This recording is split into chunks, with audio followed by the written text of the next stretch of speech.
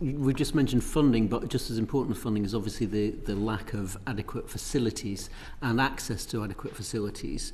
There's lots of challenges for the sector, obviously, from facility management to council budgets and council procedures.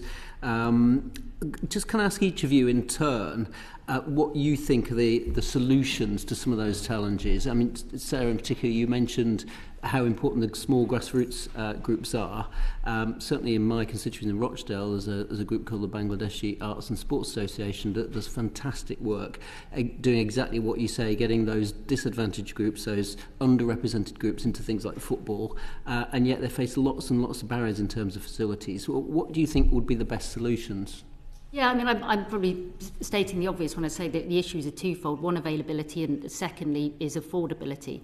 In the surveys that we run with our groups, the two challenges have evolved through COVID, but the two that are top of the list always are funding and facilities, the two of which are often directly interlinked. But 57% of our groups say they need more school facilities to be available and at a more affordable rate.